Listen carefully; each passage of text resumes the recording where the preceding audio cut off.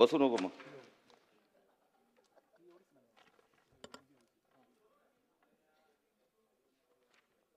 अध्यक्ष महोदय, मवीचा नियम 293 अन्वये सत्तारूढ पक्षाचे दोन्ही प्रस्ताव आपण क्लबिंग करून आता चर्चेला घेतो अध्यक्ष महोदय. आणि यामध्ये बरेचसे विषय अध्यक्ष महोदय महाराष्ट्र पुढे नेण्याच्या दृष्टिकोनातून, विकासाला चालना देण्याच्या दृष्टिकोनातून आणि माननीय पंतप्रधान मोदीजींचं जे ध्येय आहे, जे स्वप्न आहे की 2047 पर्यंत हा विकसित भारत तयार करायचा आहे, आणि त्याचप्रमाणे माननीय मुख्यमंत्री देवेंद्रजीचं सुद्धा एक ध्येय आणि आपलं सगळ्यांचं स्वप्न आहे की 2047 पर्यंत मोदीजीच्या ध्येयाच्या अनुरूप असं काम करून या महाराष्ट्राला सुद्धा विकसित महाराष्ट्र हा करण्याचा आपला संकल्प अध्यक्ष महोदय. आणि देश हा जेव्हाच विकसित होईल, 2047 पर्यंत जे ध्येय आहे ते तेव्हाच गाठता येईल ज्या वेळेस महाराष्ट्र विकसित होईल अध्यक्ष महोदय. कारण महाराष्ट्र आहे ग्रोथ इंजिन अध्यक्ष महोदय. महाराष्ट्राची स्वतःचं अर्थकारण हे जीडीपी मध्ये मोठ्या प्रमाणामध्ये योगदान देणारं अर्थकारण महाराष्ट्राचं अध्यक्ष महोदय. आपण पाहतो अध्यक्ष महोदय की 2014 पूर्वी अध्यक्ष महोदय विविध क्षेत्रामध्ये महाराष्ट्रामध्ये, मग तो सिंचन क्षेत्र असेल, औद्योगिक क्षेत्र असेल, कृषी क्षेत्र असेल, या मेन सेक्टरमध्ये की जिथून रेव्हेन्यू जास्त जनरेट होतो अध्यक्ष महोदय, आणि त्याचप्रमाणे रोजगाराची निर्मिती होते. पण या क्षेत्रांकडे 2014च्या पूर्वी पाहिजे त्या प्रमाणात लक्ष दिले गेले नाही अध्यक्ष. कोरोनामध्ये जर आपण पाहिलं असेल अध्यक्ष महोदय, पूर्ण जगामध्ये अध्यक्ष महोदय जवळपास बंद होतं,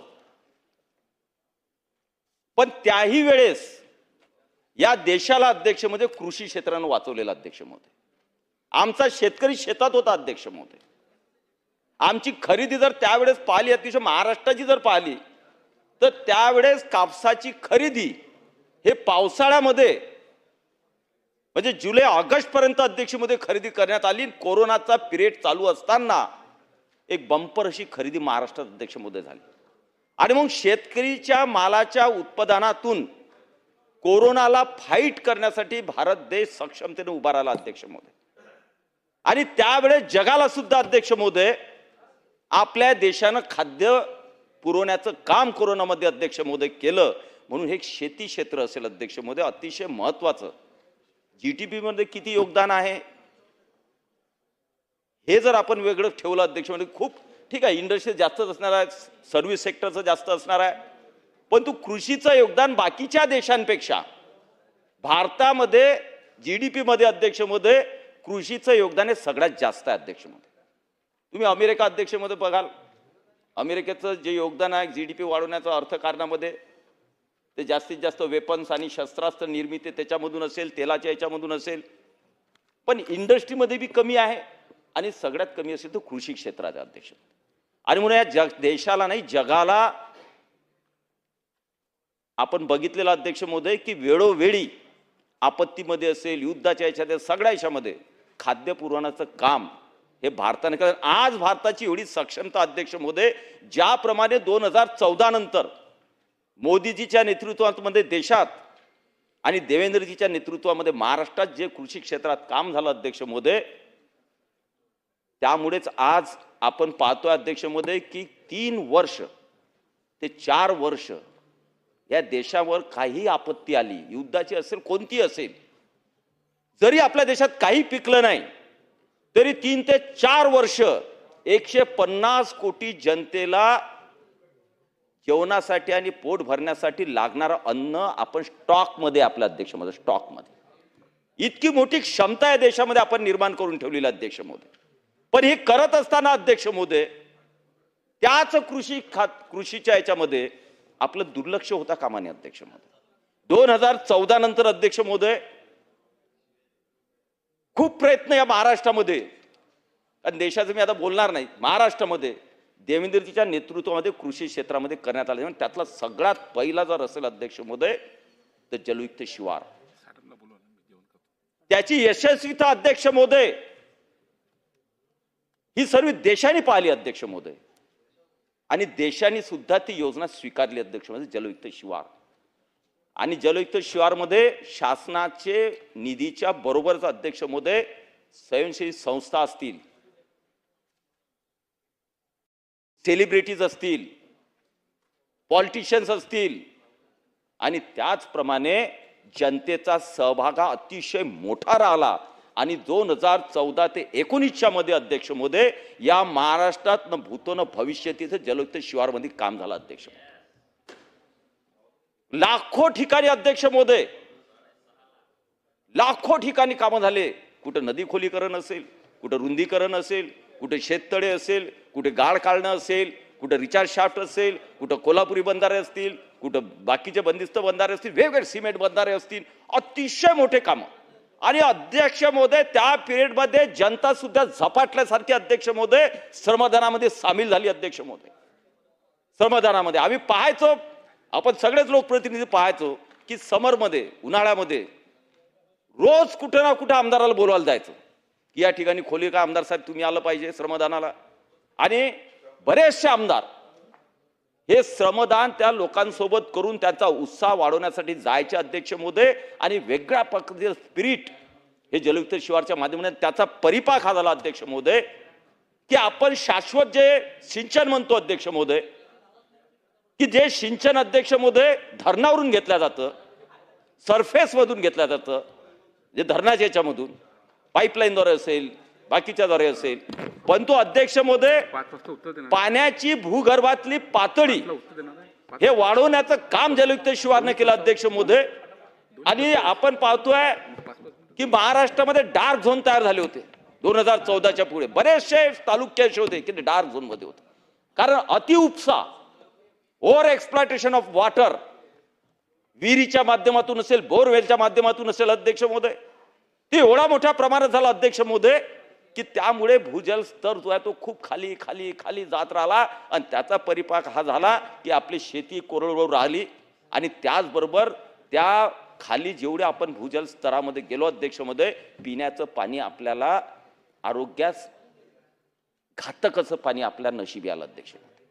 अरे देशामध्ये या महाराष्ट्रामध्ये त्या पिरियडमध्ये त्यापूर्वी अध्यक्ष महोदय किडनीचे डिसीज असतील, जे पाण्याचे वॉटर बॉर्न डिसीज असतील अध्यक्ष महोदय, ते ओव्हर एक्सप्लॉयटेशन ऑफ वॉटरमुळे तोही या परिणामाला आपल्याला सामोरं जावं लागलं अध्यक्ष. आणि म्हणून जलयुक्त शिवारच्या माध्यमातून अध्यक्ष महोदय या महाराष्ट्रातली भूजल पातळी जी अध्यक्ष महोदय जमिनीतली ती अतिशय मोठ्या प्रमाणात वाढवण्यात आली. आणि अध्यक्ष महोदय मी फक्त एक उदाहरण देणार आहे अध्यक्ष महोदय. तुम्ही बाकीचे मतदारसंघातले आपले सन्माननीय आमदार इथं आहेत, सगळ्यांनी एकवेळेस जनतेशी चर्चा तर करतोच, आपण रोजच भेटतो, शेतकऱ्यांशी रोजच भेटतो, लोकांशी रोजच भेटतो. निश्चितपणे तुम्ही त्यांना विचारा अध्यक्ष महोदय, इतका त्याचा परिणाम. मी एकाच माझ्या मतदारसंघाचं फक्त उदाहरण देतो अध्यक्ष महोदय. जलयुक्त शिवारचं अध्यक्ष महोदय प्रत्येक योजना मतदारसंघात राबवल्या गेली. मग ते पाणी फाउंडेशन असेल त्याची कामं आमच्या पुऱ्याच्या, जैन फाउंडेशन असेल त्यांचीही कामं आमच्या मतदारसंघात, सगळ्या प्रकारच्या स्वयंसेवी संस्था असतील, लोकांचा लोकसहभाग असेल, शासनाचा सहभाग असेल. आज त्या मतदारसंघामध्ये अध्यक्षमध्ये 2014च्या पूर्वी जळगाव जामोद मतदारसंघ, तसाही तो खार पानपट्ट्यामधला मतदारसंघ आहे, त्याची भूजल स्तरची रचना ही वेगळीच आहे. आणि त्या मतदारसंघामध्ये अध्यक्ष महोदय 2014च्या पूर्वी अति उपसा पाण्याचा केल्यामुळे, कारण लोकांना शेवटी शेतकऱ्याला वाटतं की मी थोडंसं बागायती केलं तर माझं जीवन सुधारेल, तो बिचारा करतोच आहे, पण एवढं पाणी उपसलं गेलं की ते तालुक्याचे तालुके डार्क झोन मध्ये गेले की त्या तालुक्यामध्ये विहिरी खोदण्यास सुद्धा बंदी आली. मग शासनाच्या विहिरी नाही खोदता आल्या तर सिंचन कुठून होणार आहे. पण 2014 मध्ये जलयुक्तच्या माध्यमातून अध्यक्ष महोदय पाण्याची पातळी, आज मी अभिमानानं सांगू इच्छितो अध्यक्ष महोदय, कोणीही मतदारसंघात जाऊन पाहावं, एकही विहीर आटत नाही, एकही विहीर आटत नाही अध्यक्ष महोदय. 24 तास चालणार आमच्या विहिरी झाल्या. 2014च्या पूर्वी ज्या कोरड्या विहिरी पडल्या होत्या, जिथं पाण्याचा थेंब नव्हता, त्या सगळ्या विहिरी रिचार्ज झाल्या आणि आज त्याच्यामध्ये मुबलक आमच्यावर पाणी अध्यक्ष महोदय. आज 90% रब्बीचा हंगाम हा त्या 2 तालुक्यामध्ये आम्ही बागायती करू शकतो आहे. आणि म्हणून या पद्धतीची एक रचना 2047चा भारत जो आहे, महाराष्ट्र जो विकसित करण्यासाठी अध्यक्ष महोदय अतिशय कल्पकतेनं, अतिशय विजनरी, अतिशय विजन टून आमचे देवेंद्रजी फडणवीस विजनरी नेता हा कसा असावा 2047 मध्ये. जर आपल्याला हा भारत विकसित करायचा आहे तर महाराष्ट्राचा सहभाग सगळ्यात मोठा असला पाहिजे आणि त्यासाठी कृषी क्षेत्र हे बळकट झालं पाहिजे. आणि म्हणून सिंचनावर लक्ष देण्यात आलं 2014 पासून. त्याच्यापूर्वी सिंचनावर मी 10 वर्ष त्याच्यापूर्वी सुद्धा आमदार होतो. दर अधिवेशनामध्ये एकच प्रश्न असायचा अध्यक्ष महोदय, विदर्भाचा बॅकलॉग, विदर्भाचा बॅकलॉग, विदर्भाचा बॅकलॉग. सिंचन क्षेत्र किती, तर एवढे कामं केले 0.1% वाढलं, एवढंच वाढलं. सिंचन वाढतच नाही, वाढतच नव्हतं अध्यक्ष महोदय. पण 2014 नंतर ज्या पद्धतीने महाराष्ट्रामध्ये युतीचं शासन आलं अध्यक्ष महोदय, सिंचनावर लक्ष केंद्रित करण्यात आलं होतं.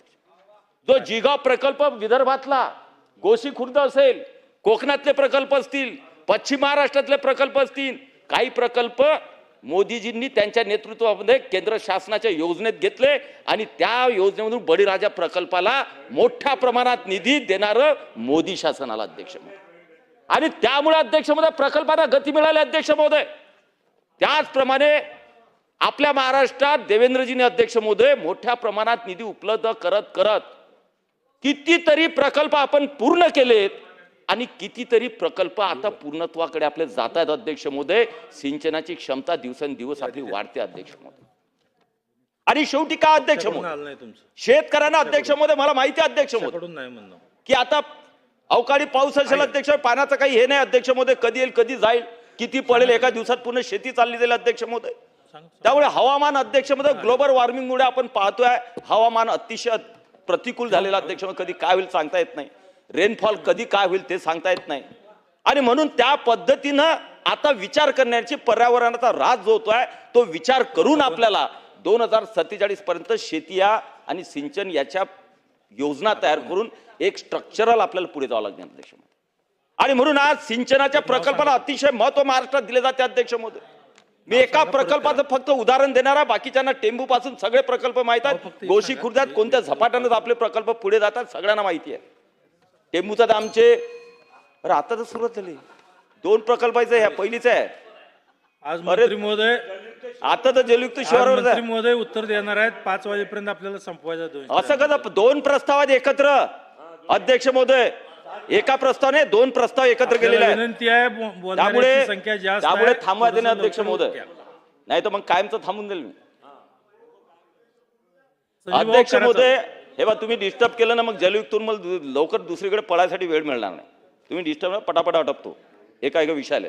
आणि म्हणून सिंचनाचे प्रकल्प अध्यक्ष महोदय अतिशय जलद गतीने चालू आहे. एकच उदाहरण देतो अध्यक्ष महोदय, गणपतराव देशमुख साहेबला आपले सन्मान्य आमदार होते अध्यक्ष महोदय, 9 टर्मचे की 10 टर्मचे आमदार होते.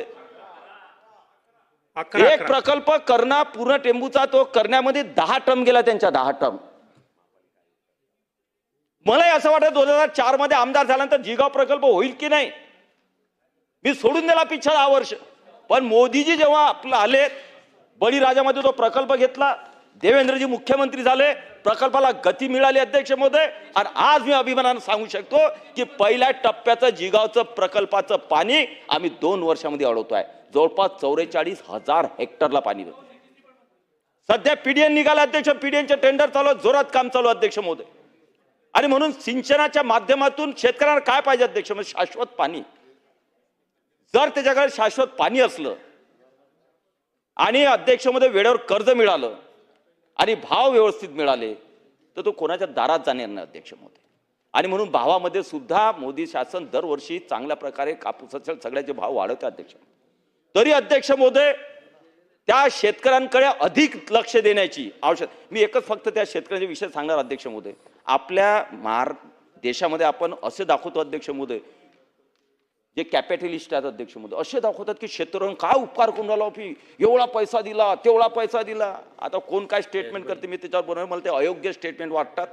तो कोणत्याही पक्षाचा असो, शेतकऱ्यांप्रती संवेदनशील असलं पाहिजे. गलत स्टेटमेंट आपल्या तोंडातून जाऊ नये याची दक्षता घेतली पाहिजे. पण असे दाखवतात की आम्ही काय शेतकऱ्यावर उपकार केलेत, एवढा पैसा याचा दिला, तेवढा पैसा त्याचा दिला, हा पैसा. अध्यक्ष महोदय अमेरिकेमध्ये जर तुम्ही जाल अध्यक्ष महोदय, तर आपल्या शेतकऱ्यांच्या पेक्षा 5 पट सबसिडी या अमेरिकेतल्या शेतकऱ्यांना दिल्या जाते अध्यक्ष. पण ते 5 पट आपण ते 2 दुप्पटाला अमेरिकेचा कमीत कमी अमेरिका जेवढी सबसिडी देते त्याच्या 50% आणा, तरी तो शेतकरी खुश आहे. मग एकाकडे अध्यक्ष महोदय अमेरिकेला जीएम सीड जे अध्यक्ष महोदय आपण आणण्याचा किंवा ते आपल्यावर फोर्स करतात की जीएम सीड भारतामध्ये द्या. अध्यक्ष, हा देश ज्या पद्धतीने परंपरेनं आपण शेती करतोय तो पूर्ण नाश करण्याचा अमेरिकेचं षडयंत्र आहे. म्हणून आपल्या रिसर्चमध्ये आणि डेव्हलपमेंटमध्ये कृषी खातं जे अध्यक्ष महोदय, जे विद्यापीठात अध्यक्ष महोदय काय रिसर्च करतोय आपण, नवीन नवीन जीएम सारखे अमेरिकेत बनतात जास्त उत्पादन देणारे, परंतु आपल्याला विष खाऊ घालणारे त्या बियाणांच्या ऐवजी आपले कृषी विद्यापीठ कुठे आहेत अध्यक्ष महोदय? किती प्रमाणात तुम्ही चांगले वाण काढताय जे जास्त उत्पन्न देतील. आणि म्हणून अशा पद्धतीनं हा सेक्टरवर आपण विचार करत असताना देवेंद्रजी करताना 2047चं स्वप्न जे आहे ते शेतीच्या माध्यमातून आपण पूर्ण करू शकतो. अध्यक्ष महोदय, दुसरा विषय अध्यक्ष महोदय असा आहे, अरे पहिले तो टाइम नाही आहे इथं आहेत ना मंत्री महोदय. रईस भाई, आपने भी सुना तो भी बहुत है. रईस भाई आहेत मंत्री अब महोदय. परिस्थिति संजीव भाऊ ऐसी है चालू कि करा आपने आपलं, भी सुन कंटिन्यू लिया करा. महाराष्ट्र में तो भी हम खुश हो जाते. हाँ, तो मैं बोला, आपके बोला. लिए बोल रहा संजीव भाऊ, चालू हूँ. करा. सिर्फ आपने भी सुना कुठे साहेब, तो मुझे अच्छा लगता है. कुठे साहेब, मंत्री रहे या नहीं रहे, कुठे साहेब इकडे बघून बोला. हम समझदार तुम्ही हो चालू गए. करा. मंत्री के बिना भी हम बोल सकते और सुन भी सकते. अध्यक्ष महोदय, मी दुसरा विषय अध्यक्ष महोदय जास्त विषय घेणार नाही, बाकीचे सदस्य बोलणार आहेत, त्यांचे ते विषय त्या प्रस्तावातले घेतील अध्यक्ष महोदय. पण दुसरा अध्यक्ष महोदय 2047 मध्ये विकसित भारत आणि विकसित महाराष्ट्र करायचा असेल तर की औद्योगिक नीती अध्यक्ष महोदय, उद्योगाला चालना देणे. कारण शेवटी बऱ्याचशा गैरसमज असतात. आता आपण काही लोकांचे भाषण ऐकतो, काही लोकांच्या आपण टीका ऐकतो, पण ते टीका करताना हे विसरतात, जाणून बुजून विसरतात त्याच्या मागे काय त्यांचं प्लॅन असते, काय त्यांची भूमिका असते ना, काय पाहिजे असते हे देव जाणे. अडाणी आले का, अडाणींचं नाव, अडाणीला विकलं, अडाणीला हे, अडाणीला ते, अंबानीला ते. अध्यक्ष महोदय, जर तुम्हाला देश औद्योगिक दृष्ट्या पुढे न्यायचा असेल तर मातोश्रीहून तर नेला जाणार नाही ना. नेला जाणार आहे औद्योगिक क्षेत्रामध्ये कोण करणार आहे? मातोश्री करू शकते, किंवा मातोश्रीवाले गेले आणि मोठमोठे उद्योग आपण उभारले आणि हजारो लाखो लोकांना रोजगार उपलब्ध करून दिला. का नाही करत तुम्ही? का नाही केलं तुम्ही? अरे शेवटी उद्योगपती या देशामध्ये राहिलेत. शेवटी कोणताही देश हा मोठमोठे उद्योगपती आहेतच. तुम्ही त्या इलॉन मस्कचं हे करता, झुकरबर्गचं हे करता, अमेरिकेचे काय उद्योगपती आहे, काय त्यांनी देश पुढे नेतात, काय त्यांचं हे आहे, आणि आपल्या उद्योगपती शिवाय घालता. टाटा सारखे उद्योगपती आहेत, अडाणी सारखे आहेत, अंबानी सारखे आहेत, महिंद्रा सारखे आहेत. अरे हेच लोक तुम्हाला नोकऱ्या देऊ शकतात, हेच रोजगाराला संधी उपलब्ध करून देऊ शकतात, तुमच्या माझ्यासारखा नाही करून देऊ शकत. त्यामुळे थोडासा जरी विचार की शेवटी लोकांना रोजगार पाहिजे, मुलांना, ज्याच्याकडे असेट आहे, ज्याच्याकडे पैसा आहे, ज्याच्याकडे व्हिजन आहे, इन्फ्रास्ट्रक्चर आहे, तेच इंडस्ट्री मोठमोठ्या वाढून वेगवेगळ्या सेक्टरमध्ये जाऊन या देशाला विविध क्षेत्र. अध्यक्ष महोदय, जगामध्ये अध्यक्ष महोदय जी स्पर्धा चाललेली आहे अध्यक्ष महोदय, ती चाललेली आहे अध्यक्ष महोदय, जे युद्धाच्या यामध्ये लागतात, यंत्रसामुग्री, क्षेपणास्त्र आणि हॅड ऑल दॅट थिंग्स. अध्यक्ष महोदय, मोदीजी स्वप्न पाहतात, मग स्वप्न पडलं या 10 वर्षात अध्यक्ष मध्ये या देशामध्ये कोणतंही काही बनत नव्हतं युद्ध सामुग्री. त्या 2014 पासून आपण 46,000 कोटींची निर्यात केलं, इथपर्यंत आपण आता पोहोचलेला अध्यक्ष महोदय. आणि हे निर्यात करायसाठी उद्योगपती लागणार नाहीत. हे बनव, क्षेपणास्त्र बनव का घरी बनवणार आपल्या, यासाठी उद्योगपती लागणारच आहेत. पण प्रत्येक गोष्टीत उद्योगपतीला शिवी द्यायचा. आणि शेवटी कृषी म्हणजे शेतकरी आणि उद्योजक हे 2 सेक्टर, हे 2 लोक, या लोकांना जर ताकद दिली नाही, ते सगळं माहित आहे, कुठं मिठ्या मारतात, कुठं नाचतात, तो आपला विषय नाही. आपला विषय आहे की उद्योजकांना शिव्या दिल्यापेक्षा तुम्ही स्वतः एक मोठा उद्योजक बना आणि 2-5 लाख नोकऱ्या महाराष्ट्रात द्या. कोण मनाई केलेली आहे? आणि त्यामुळे अध्यक्ष महोदय उद्योग याच्यावर अध्यक्ष महोदय लक्ष देणं आवश्यक आहे. आणि 14 पासून आपण अध्यक्ष महोदय पाहतो की महाराष्ट्र हा सातत्यानं मधले 2-2.5 वर्ष आपण जर सोडले अध्यक्ष महोदय तर सातत्यानं प्रगतीवर आणि 1 नंबरवर महाराष्ट्र राहिलेला अध्यक्ष महोदय. मधले 2-3 वर्ष सोडून द्या. अध्यक्ष महोदय, आपण पाहतोय अध्यक्ष महोदय, या सेकंड टर्म मध्ये देवेंद्रजींच्या मुख्यमंत्री झाले तेव्हापासून अध्यक्ष महोदय, आपण इकोसिस्टीम उभी करण्यासाठी 120 कोटी रुपये आपण तरतूद केली अध्यक्ष महोदय. फंड ऑफ फंड्स तयार केला अध्यक्ष महोदय. आर्थिक आणि सक्षम असे स्टार्टअप जे आता नवीन नवीन स्टार्टअप मुलं करतात, अतिशय तुम्ही एक बघा, आता हे मोठ्या इंडस्ट्रियलाइजची गोष्ट झाली अध्यक्ष महोदय. आमच्या नवीन पिढीतल्या मुलांकडे एवढं नॉलेज आहे, एवढी क्षमता अध्यक्ष महोदय मी पाहतोय अध्यक्ष महोदय. माझे दोन्ही मुलं अध्यक्ष महोदय या क्षेत्रामध्ये आहेत, छोट्या छोट्या गोष्टींनी पुढे जातात अध्यक्ष महोदय. कल्पकता आहे, क्षमता आहे, बुद्धिमत्ता आहे, त्यांना कुठेतरी वाव देणार नाही तुम्ही. बड्या उद्योगपतींना मदत केलीच पाहिजे, पण छोटे छोटे जे मुलं जे शिकून आता पुढे येतात अध्यक्ष महोदय, यांना सुद्धा शासनाने भरीव अशी मदत अशी जर केली तर नवीन नवीन स्टार्टअप या देशामध्ये उभे जे राहिलेले आहेत. 2014 पूर्वी तर नगण्य स्टार्टअप होते, नगण्य होते. आज देशामध्ये हजारोनं स्टार्टअप आहेत आणि महाराष्ट्र स्टार्टअप मध्ये पहिल्या नंबरवर आहे, की नवीन उद्योग चालू करणारा महाराष्ट्र पहिल्या नंबरवर आहे मुलांचा.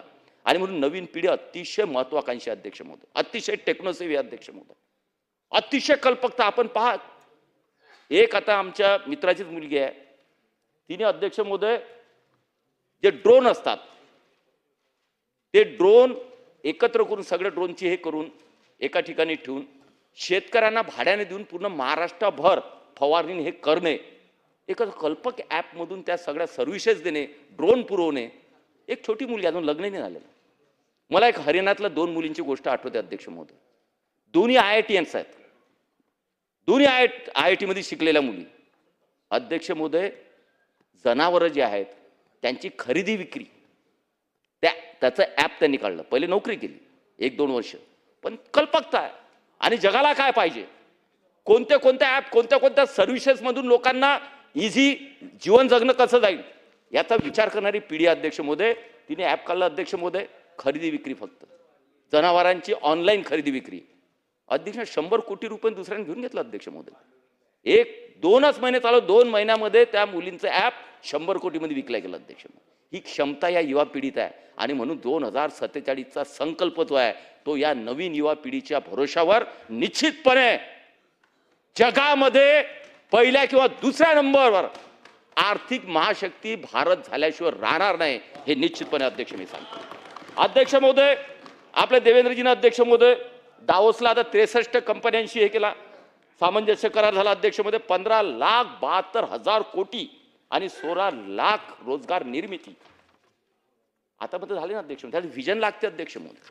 पहिले काय होतं अध्यक्ष महोदय, दावोसमध्ये गेल्यानंतर फिरणे, मजा मारणे आणि पिकनिक.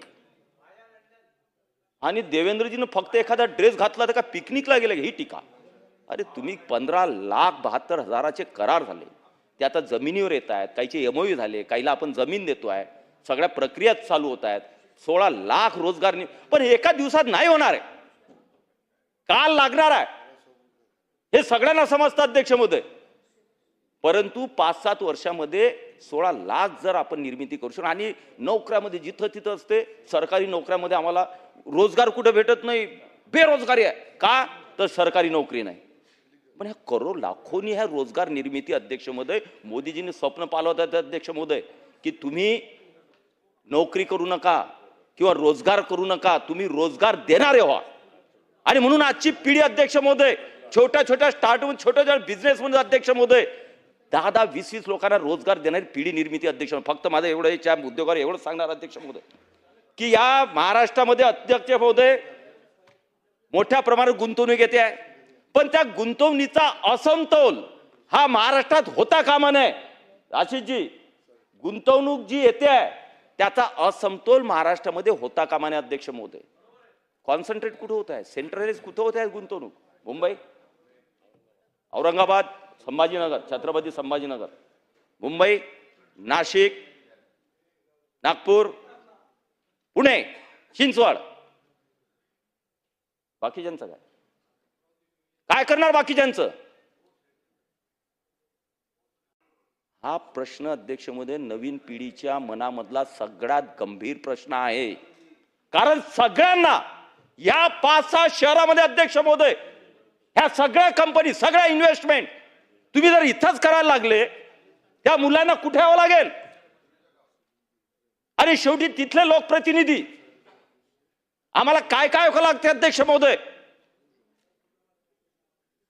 त्यावेळी शिकलो कशासाठी? पुण्या मुंबईत नोकरी करायला, नाशिकमध्ये नोकरी करायला, संभाजीनगरमध्ये नोकरी करायला, घर सोडून.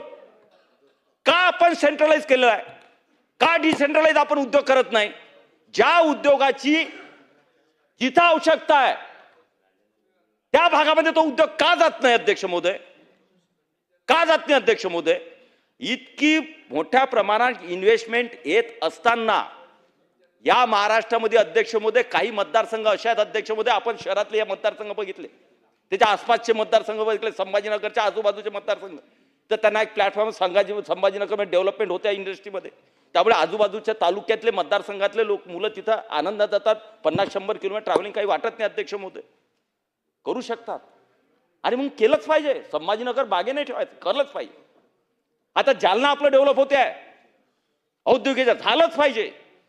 विदर्भ नागपूर नंतर गडचिरोली डेव्हलप होते आहे उद्योगाच्या याच्यात, झालंच पाहिजे. बाकीच्यांचं काय अध्यक्ष महोदय? असा विचार इंडस्ट्री मिनिस्टर्स का करत नाही अध्यक्ष महोदय?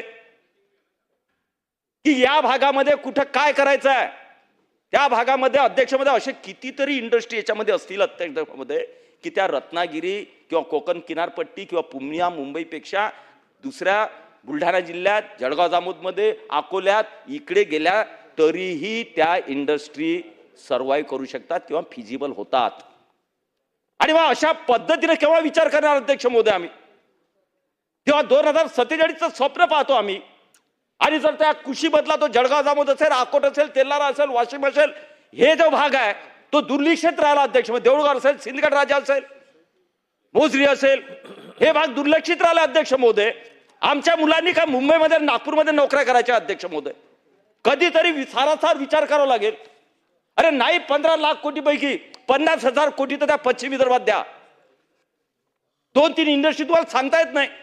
अकोल्यामध्ये जर एखादी 50,000 कोटीची इंडस्ट्री अध्यक्ष महोदय झाली तर बुलढाणा, अकोला, वाशिम आणि यवतमाळ आणि अमरावती 5ही जिल्ह्याचे मुलं तिथं नोकरीला जाऊ शकतात अध्यक्ष महोदय. सेंट्रलाइज अकोला होऊन जाते अध्यक्ष महोदय. 5ही जिल्ह्याचे मुलं 100-50 किलोमीटरवर राहतात 5ही जिल्हे, त्यामुळे 50-100 किलोमीटर अंतर जाणे त्यांना परवडते मुंबईत आल्यापेक्षा. कधी विचार करा अध्यक्ष महोदय आपण की 50,000 कोटी 1 लाखाची इन्व्हेस्टमेंट पश्चिम विदर्भात केली पाहिजे? मागास राहिलेला आहे. आणि त्यातही बुलढाणा, वाशिम आणि अकोला या 3 जिल्ह्यामध्ये इंडस्ट्रीयल नावच नाही. काही कोणाचं दुर्लक्ष आहे अध्यक्ष महोदय. म्हणून आमची पूर्ण फोकस अध्यक्ष महोदय विश्वास आहे देवेंद्रजीवर. ज्याप्रमाणे विदर्भामध्ये तापी रिचार्ज असेल, नदीजोड पुनर्विकास असेल, या माध्यमातून ज्या प्रकारे शेती आणि सिंचनाला देवेंद्रजींनी चालना दिली, त्याचप्रमाणे पश्चिम विदर्भातल्या 5 जिल्ह्यांमध्ये देवेंद्रजींनी स्वतः लक्ष घालून एक लोकप्रतिनिधी, एखादी टीम, एखादी अधिकाऱ्यांची टीम, हायस अधिकारी टीम, एखादी सर्वे टीम, काय कोणत्या इंडस्ट्रीचं स्थापन करता येतील, हे 5 जिल्हे इंडस्ट्रीमध्ये कशा आपल्याला पुढे नेता येतील याचा त्यांनी विचार करा. मला पुन्हा आशा आहे, अपेक्षा आहे की देवेंद्रजी निश्चितपणे मुख्यमंत्री याच्यावर दखल घेतील आणि या 5 जिल्ह्यांचा स्वतंत्र विचार, जिथं कोणतंही औद्योगिक क्षेत्र नाही, त्या 5 जिल्ह्यांचा स्वतंत्र विचार करतील अध्यक्ष महोदय. कृषीवर आधारित अध्यक्ष महोदय उद्योग त्या भागात येऊ शकतात. कापूस मोठ्या प्रमाणात, कापसाच्या सूतगिरण्या कुठे आहेत? आमच्या अध्यक्ष महाराजांच्या मतदारसंघाच्या जवळपास इचलकरंजी वगैरे भागात. कापूस पिकतो कुठं? विदर्भात. सूतगिरणीला चालना कुठं मिळतं? अध्यक्ष काय चाललं अध्यक्ष महोदय? आमची अपेक्षा राहणार अध्यक्ष महोदय देवेंद्रजींकडून, मुख्यमंत्र्यांकडून, उद्योग मंत्र्यांकडून की कमीत कमी तुम्ही ज्या व्हिजननं चालताय त्या व्हिजन मध्ये कुठेतरी आमचा पश्चिम विदर्भ जो आहे तोही मागे राहता कामा नये. एक स्वतंत्र विचार पश्चिम विदर्भाचा केला पाहिजे अध्यक्ष महोदय. आज जळगाव जामोद संग्रामपूर तालुका एकही विहीर आमच्या आटत नाही. 3 धरणं आमचे पूर्ण झाले, 2 धरणं 2 वर्षात होत आहेत. मग तिथे एखादा साखर कारखाना आपण नाही करू शकत? इकलाच्या 4-4, 5-5 एकरचे प्लॉट आमच्या जवळ आहेत, पण ते केलं पाहिजे अध्यक्ष महोदय. एक साखर कारखाना अध्यक्ष महोदय त्या परिसराचा अर्थकारण बदलणार अध्यक्ष महोदय. म्हणून त्या जास्तीत जास्त किती मतदारसंघ अध्यक्ष महोदय महाराष्ट्रात? 288 पैकी जास्तीत जास्त 70-80 मतदारसंघ असे निघतील की ते उद्योगाच्या विकासापासून कोसो दूर आहेत. बाकी कुठे ना कुठे शहराच्या टचमध्ये आहेत आणि त्यामुळे तिथं लोकांना येणाऱ्या सोयी होते, नोकरी भेटते, सगळं होते. 70-80 मतदारसंघ महाराष्ट्रातले असे आहेत की त्या मतदारसंघामध्ये कोणताही उद्योग नाही. जिल्हे नाही बाबा, अरे 36 तर जिल्हेच आहेत, त्यातले 35 जिल्ह्यामध्ये उद्योगच नाही आहे. काय राव बरं, ठीक आहे, माझं जेवढं नॉलेज आहे तेवढं मी सांगतो. तुमचं नॉलेज माझ्यापेक्षा जास्त आहे, त्यामुळे तुम्ही तुमचं नॉलेज नंतर वापरा, आम्हाला मार्गदर्शन करा, आम्हाला मार्गदर्शन करा. तसंही अध्यक्ष महोदय, या पश्चिम विदर्भाचा विचार करा अध्यक्ष महोदय. थांबा ना खरंच साहेब, काय काय लावलं तुमच्याकडेच बोला ना तुम्ही. आपण पश्चिम विदर्भाला मागे का राहिले माहिती आहे? कुठे साहेब? का राहिलो आपण मागे? माझ्याकडे बघून आपण बोला. नाही नाही, का मागे राहिलो त्याचं कारण हे आहे, कधीच एकत्र बसणार नाही, एकत्र विचार करणार नाही अध्यक्ष महोदय. आणि म्हणून माझं अध्यक्ष महोदय, मुख्यमंत्री महोदय, माझी विनंती आहे अध्यक्ष महोदय, की या पश्चिम महाराष्ट्रामधल्या ज्या औद्योगिक संघटना आहेत, ज्या वेगवेगळ्या संघटना आहेत अध्यक्ष महोदय, तिथले लोकप्रतिनिधी असतील अध्यक्ष महोदय, तिथले कृषी तज्ज्ञ असतील अध्यक्ष महोदय, तिथले काही संस्था असतील, स्वयंसेवी संस्था असतील, या सगळ्यांची एकत्रित बैठक घेऊन अध्यक्ष महोदय, या पश्चिम विदर्भाचा कोणत्या इंडस्ट्री इथे येऊ शकतात, कोणत्या आणायला पाहिजे, स्वतंत्र विचार अध्यक्ष महोदय या अमरावती विभागाचा झालाच पाहिजे अध्यक्ष महोदय. कारण 2047 मध्ये देश विकसित होईल, महाराष्ट्र विकसित होईल, तेव्हा पश्चिम विदर्भ विकसित नसेल, ही सगळ्यात मोठी आपल्यासाठी हानी पोहोचणारी गोष्ट आहे अध्यक्ष महोदय. आणि म्हणून कळकळीची विनंती अध्यक्ष महोदय, आमचा विश्वास का देवेंद्रजीवर अध्यक्ष महोदय? कारण त्यांचं विजन अध्यक्ष महोदय. पण एवढ्या कळकळीनं आम्ही आतापर्यंत बोललो, परंतु काही गोष्टी अशा मध्ये घडत गेल्या अध्यक्ष, सरकार इकडे तिकडे होत गेलं अध्यक्ष महोदय. आता 5 वर्ष आहेच, आता परिस्थिती आहे, आता पैसा आहे, तुमच्या क्षमता आहे, आता एकत्रित मिटिंग घेऊन पश्चिम विदर्भाचं तुम्ही काय करणार, किती ठिकाणी साखर कारखान्याला परमिशन देणार? आज तुमचं स्वप्न आहे ना, 5-7 वर्षामध्ये पश्चिम विदर्भ या महाराष्ट्रातला सगळ्यात इरिगेटेड रिजन होणार आहे. मग त्या हिशोबाने आतापासून प्लॅनिंग करा, किती साखर कारखाने, कोणते काय अजून आपल्याला कृषी आधारित कारखाने करता येतील अध्यक्ष महोदय. सेमी कंडक्टर अध्यक्ष महोदय, ते फक्त काही तिकडेच होऊ शकतात अध्यक्ष महोदय, एका समुद्राच्या किनाऱ्यावर अध्यक्ष महोदय, फक्त एक्सपोर्टसाठी. पण तो आमच्याकडे जर झाला अध्यक्ष महोदय, नागपूर रिजन मध्ये, आमच्या अमरावती रिजन मध्ये सेमी कंडक्टरची इंडस्ट्री का नाही टाकतायत अध्यक्ष महोदय. तिथून सप्लाय जो आहे तो भोपाळ असेल, दिल्ली असेल, पूर्ण देशभर सप्लाय सेंट्रलाइज आमचा भाग आहे. तुम्ही एका किनाऱ्या पट्टीवर टाकणार आणि तिथून तुम्ही फक्त एक्सपोर्ट करू शकता. इम्पोर्ट करत किंवा आतमध्ये पुऱ्या देशात तुम्हाला पोहोचायचं सेमी कंडक्टर, तर सगळ्यात मिड मध्ये पश्चिम विदर्भ आहे देशाच्या. का असा विचार करत नाही अध्यक्ष महोदय?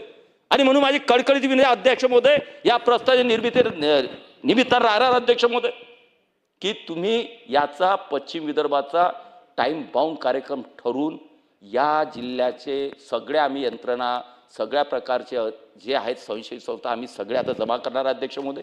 एक सर्वसार मीटिंग सगळ्या आमदारांची, सगळ्या संस्थांची, जे जे याच्यात इंटरेस्ट आमच्या पश्चिम विदर्भात आहेत त्या सगळ्यांची मीटिंग आम्ही घेतोय आता एखाद्या महिन्याच्या आतमध्ये.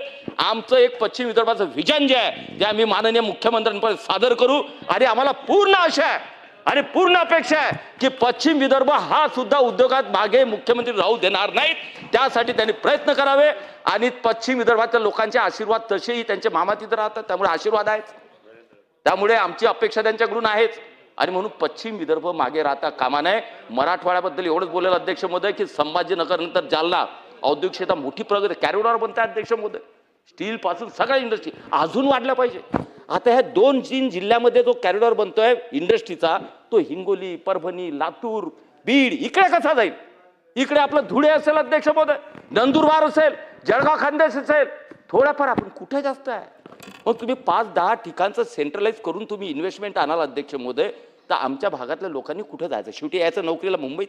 म्हणून मुंबईत नोकरी न करता माझ्याच मतदारसंघात, माझ्याच जिल्ह्यात त्याला नोकरी भेटली पाहिजे. या पद्धतीचा विकसित भारत हा 2047 पर्यंत महाराष्ट्र तसा निर्माण करण्याची जबाबदारी ही आपल्यावर आहे, एकट्या देवेंद्रजीवर नाही आहे. म्हणून सगळ्यांनी एकत्रित विचार करून हा विचार करून पुढे नेला पाहिजे. देवेंद्रजींनी त्यांना सपोर्ट करून हा पश्चिम विदर्भ आणि बाकीचंही जे काही जिथं जिथं कमतरता असेल ते एकत्रितपणे विचार करावा, एवढीच नम्र विनंती करतो. थांबतो. जय हिंद, जय महाराष्ट्र. सन्माननीय सदस्य